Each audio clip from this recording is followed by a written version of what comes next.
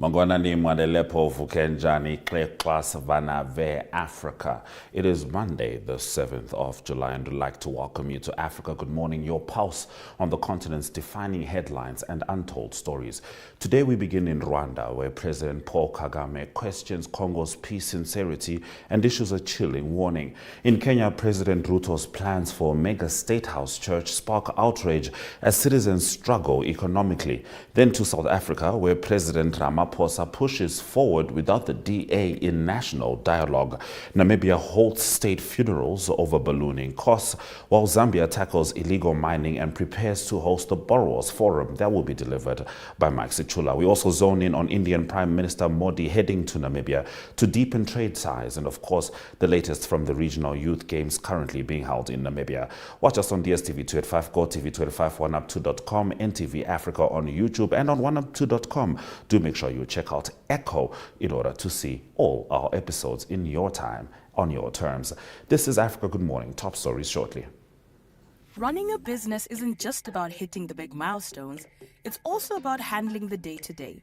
From equipping your office, to closing deals over lunch, to managing your team's expenses while they're on the go. Now, with the FNB Business Credit Card, you can handle everyday expenses with ease. Enjoy up to 44 days of interest-free credit, unlimited swipes, and real-time expense tracking, so you're always in control. Apply for an FNB Business Credit Card. Contact us today to get started. FNB, how can we help you?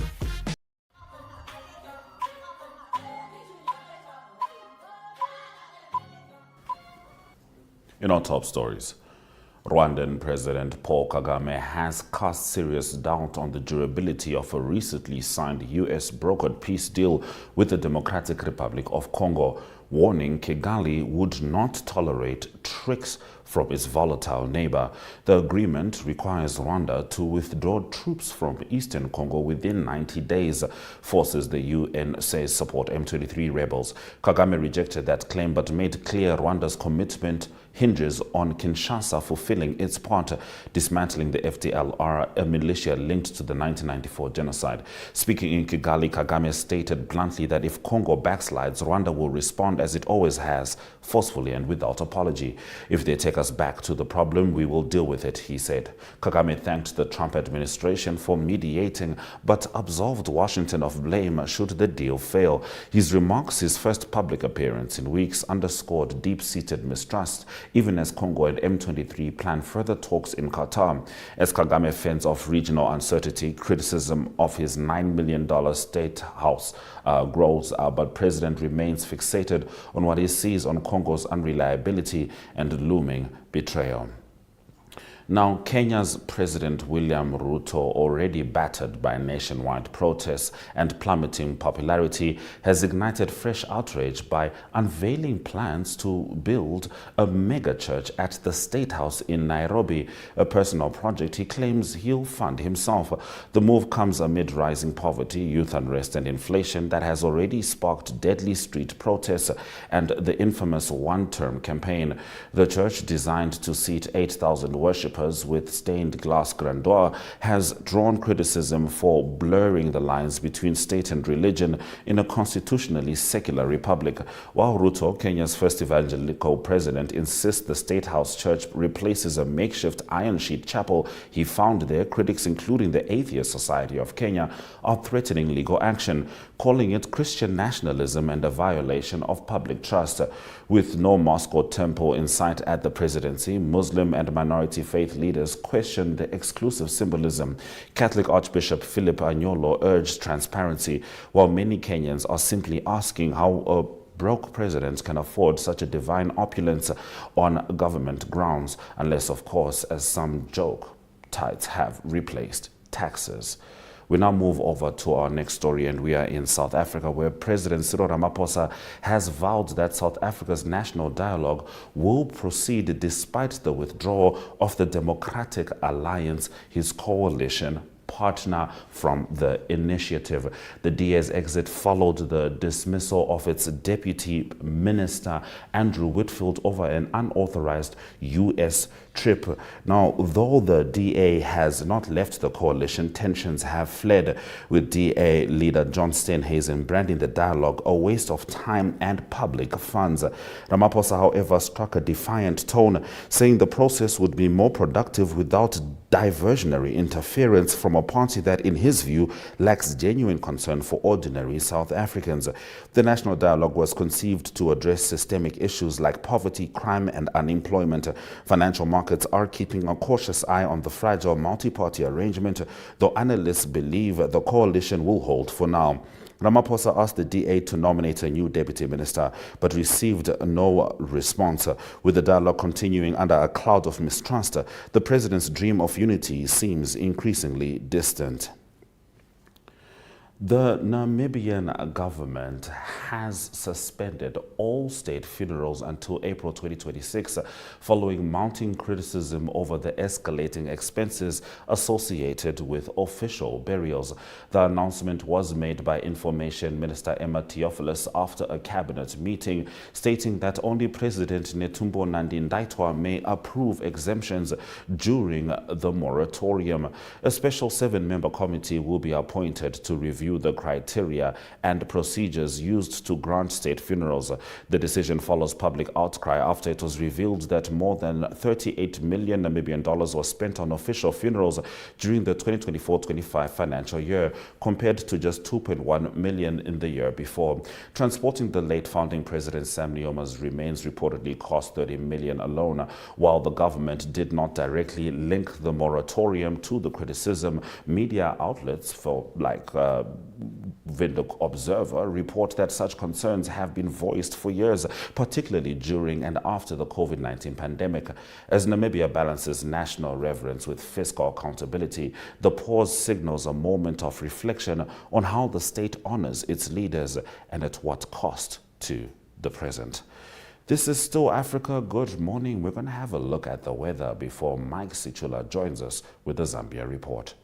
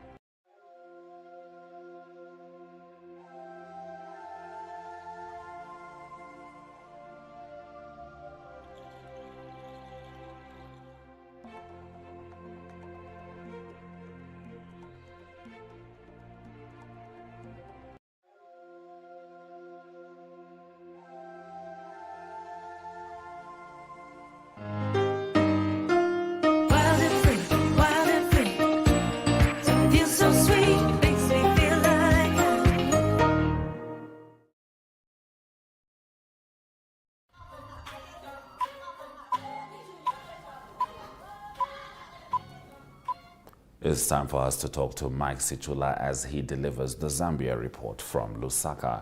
Mike, Budiwanji. Nirebuino Muribanji, Africa, good morning to our dear viewers. Africa, good morning indeed, but a better morning for you and I, Mike, than it is for Faith Musonda, who was arrested for storming the president's residence. Wow, something that was unusual and unexpected. On the day of 2nd July 2025, Musonda, a former ZNBC media presenter, is reported to have demanded to be attended to, citing various challenges she was facing. So this is according to Assistant Police Public Relations Officer Godfrey Chirambi, who confirmed the arrest. So it is reported that she stormed the residence of President Hakainde Hichilema between between midnight and 20 hours on the night of Wednesday, the 2nd. So what has been told is that she wanted to set an appointment with the First Lady, Madam Mutinta Hichilema. But these are just speculations because as we speak, the latest from the police is they are yet to charge Ms. Musonda with an offense. So what our viewers need to know is that in 2024, the Economic and Financial Crimes Court forfeited property belonging to Musonda worth over 21 million to the state. So this property was suspected to be proceeds of crime because according to their police investigations, Faith Musonda could not state how she acquired this money. So she was widely believed to have some links with the former government administration under the Patriotic Front leadership. So they suspected this money might have come from them. Aside the 21 million that was forfeited to the state, she was also discovered with about 65 million kwacha, also money that the government grabbed from her. So it is widely suspected that she might have stormed the residence of the president, demanding that some of her cases be brought to court because she has not been taken to court in matters where she has been accused of having acquired property illegally. All right, Mike, now moving on to your next story. Zambia has been chosen to host the next Borrowers Forum. Could you tell us about that? Well, the announcement was made by Foreign Affairs Minister Morambo Haimbe, who said that the meeting under the Fourth International Conference on Financing for Development chose Zambia. So this was from their latest meeting in Spain, where the minister was there. So he said the forum will enhance the voice and representation of borrowers' countries to ensure that whatever challenges countries that have been borrowing have been facing, they can be able to understand and be able to resolve some of these challenges that they have been facing because of borrowing from international lenders. So this will be the inaugural event, and Zambia is privileged to have been selected to host this forum. The date has not yet been confirmed, but it will be held in the capital city, Lusaka, at Lusaka's Murungushi International Conference Center. So the forum is expected to establish a debt framework that not only addresses current challenges, but also strategically prevents future crises, fostering long-term partnerships between borrowers and creditors. As you may be aware, under the leadership of President Hakainde Hichilema, Zambia was one of the first countries in the world to successfully acquire a debt restructuring. And this has been made possible with international institutions such as the World Bank and the IMF, as well as international creditors that have agreed to Zambia's terms to restructure its debt. All right, Mike, now Zambian authorities are set to use security forces in order to stop illicit gold mining. This is becoming a problem that Zambian authorities are concerned, and they have discovered that the deployment police officers has not been enough to contain the growing trend of small-scale miners venturing into gold and other precious minerals. So according to a cabinet memo, they have approved the deployment of security personnel to areas affected by illegal mining activities. So this move is intended to counter illegal mining operations in regions where gold and other mineral commodities have been identified across the country. So according to cabinet, they have observed that there's a rise in illegal mining activities involving various minerals such as gold, magnesium, copper, sugilite, and lithium, primarily exploited by small-scale miners. So this has also raised a concern because not only Zambians are involved, but there are also foreign nationals who are coming to Zambia in large numbers to conduct gold mining activities. And because there are foreign nationals coming into Zambia, police, for instance, at the latest where they went to Mufumbwe district, where about 3 people were killed, they also discovered an assortment of firearms, something that authorities say is a risk to Zambia because these foreigners might be coming into the country from rebel from a rebel background, and they do not want such people to be in this country.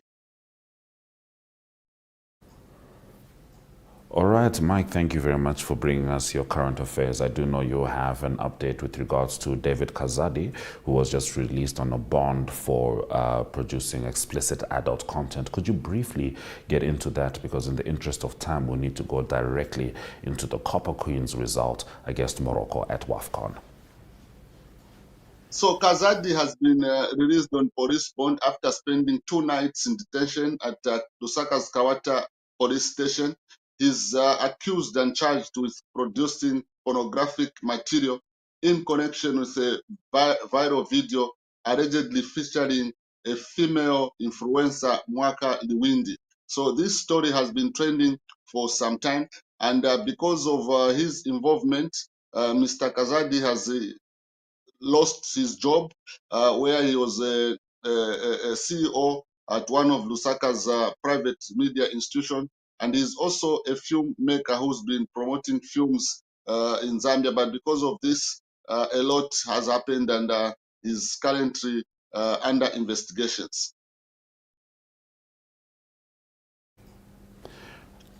All right, Mr. Sichula, now WAFCON kicked off and Zambia had a very strong campaign against Morocco. Of course, it did end up in a draw. Yes, a lot of expectations from the Copper Queens, considering that they have been coming against Morocco. Once we lost in Lusaka to Morocco, but we beat Morocco away and we qualified for the Olympics. So going into the opener between Morocco and Zambia, a lot of expectations were that Zambia was going to carry the day. This WAFCON is the first for Barbara Banda as well as Rachel Kundananji. So scoring 58 seconds, she put Zambia ahead, but Morocco came back with a penalty. And at the end of the day, with about 2 minutes before the end of that match, when Zambia was leading, Zambia conceded a late equalizer for Morocco. So now this, according to Coach Nora, was something that the team performed according to her instructions, but she's now changed gear to the game against the Senegal on Wednesday. So the challenge is that now Zambia needs to avoid defeat against Senegal, because Senegal just beat the Democratic Republic of Congo yesterday by 4 goals, and it puts Zambia under very difficult circumstances if they have to qualify to the next round and have a prospect of winning this WAFCON. It is a very difficult state of affairs for the Copper Queens.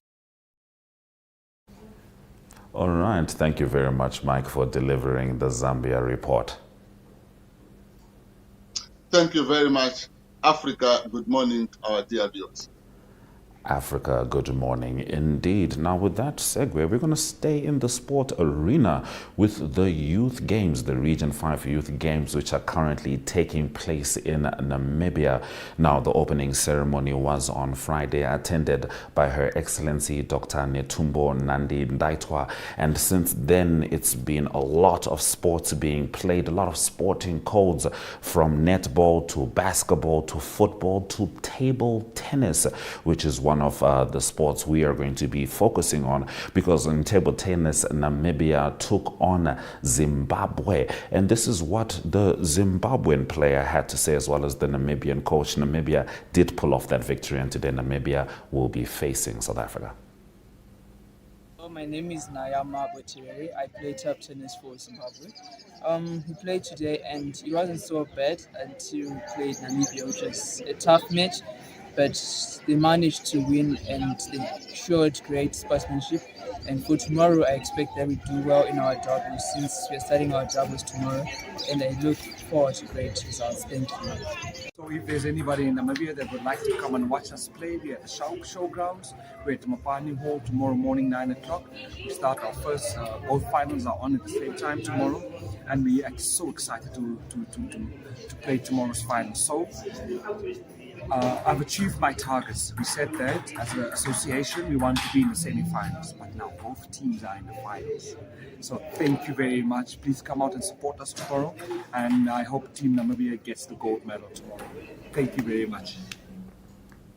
Do make sure you continue to follow the Region 5 Youth Games. The Region 5 Youth Games are available on oneup2.com. Go to Echo and you can be able to check out what we've already broadcasted. Of course, what's to come, stay on oneup2.com and you'll be able to see the live updates, as well as on social media on My Zone. So this is still Africa. Good morning. You know we can't leave you without allowing you to have a look at the economic indicators.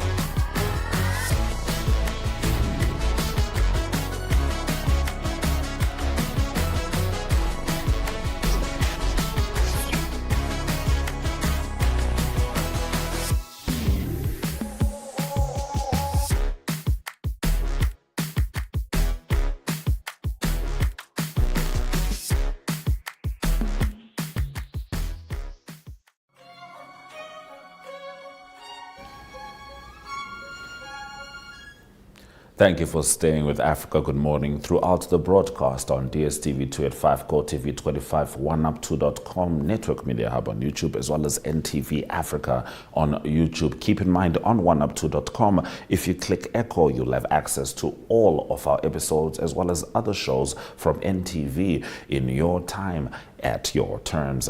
From me, Ashwin Berry and the Africa Good Morning team, we'll see you tomorrow. Sera Jaganaka.